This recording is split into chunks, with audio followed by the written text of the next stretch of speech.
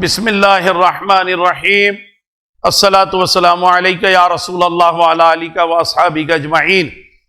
ناظرین محترم، رمضان المبارک کی 17 تاریخ بڑی عظیم تاریخ ہے جب اسلام اور کفر کے درمیان سب سے پہلا قتال و جدال کا معرکہ برپا ہوا ہے۔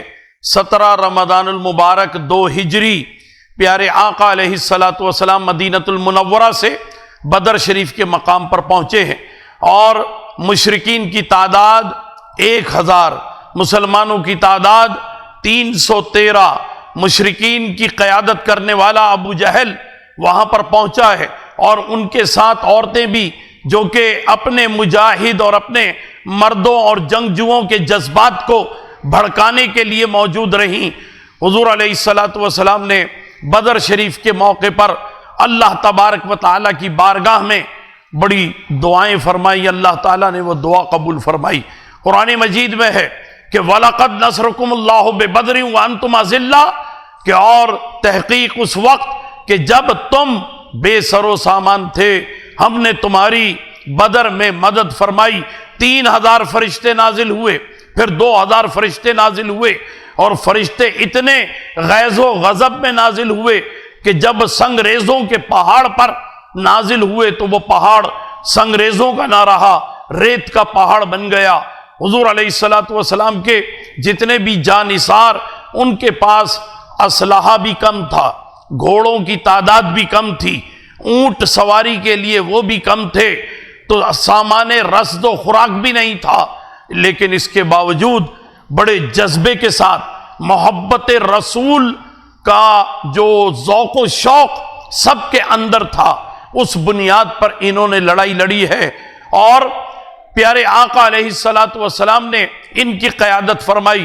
غزوہ بدر میں حضور علیہ الصلاۃ والسلام کے کئی معجزات بھی ظاہر ہوئے۔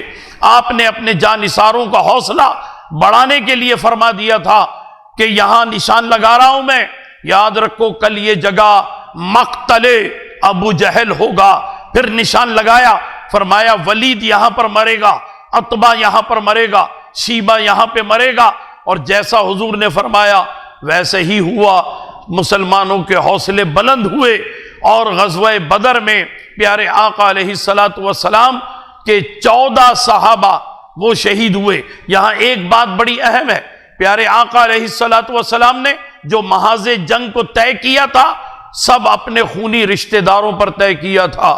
آج کے لیڈروں کو سبق لینا چاہیے کہ وہ ماڈل ٹاؤن لاہور میں کارکنوں کو تو مروا دیتے ہیں اور اپنے بچوں کو جو ہے وہ لندن اور کینیڈا میں رکھتے ہیں۔ پیارے آقا علیہ الصلاۃ والسلام نے حضرت علی کو پرچم دیا اور اپنے چچا حضرت سید الشہداء حمزہ بن عبد المطلب رضی اللہ تعالیٰ عنہ کو مقدمۃ الجیش کا سالار بنایا۔ پھوپھی زاد بھائی حضرت زبیر بن العوام کو میمنہ کا سالار بنایا۔ حضرت عبداللہ بن منذر انصاری رضی اللہ تعالیٰ عنہ خالزاد بھائی ہیں، انہیں میسرہ کا سالار بنایا۔ اور حضور علیہ الصلاۃ والسلام جب جب دعوت مبارزت پر انصار صحابہ نکلتے تھے تو آپ اپنے کارکنوں کو واپس بلا لیتے تھے اور پھر کہتے تھے کہ میرے جو اپنے ہیں وہ پہلے لڑنے کے لیے جائیں گے۔ پتہ یہ چلا کہ پیارے آقا علیہ الصلاۃ والسلام کا مزاج یہ تھا کہ جہاں جان جانے کا خطرہ زیادہ ہو وہاں اپنے بھتیجوں کو، اپنے دامادوں کو اور اپنے سگے رشتہ داروں کو، اپنے چچا وغیرہ کو شہید ہونے کے لیے بھیج دو، اور جب آسانی اور سہولت ہو تو وہاں پر اپنے کارکنوں کو رکھا جائے۔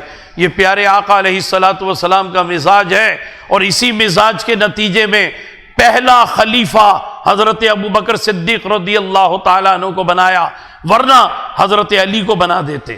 تو حضور علیہ الصلاۃ والسلام ہمیشہ یہ چاہتے رہے کہ جہاں جان جائے وہاں رشتہ دار جائیں، اور جہاں اقتدار کی بات آ جائے تو وہاں کارکنان سامنے آ جائیں۔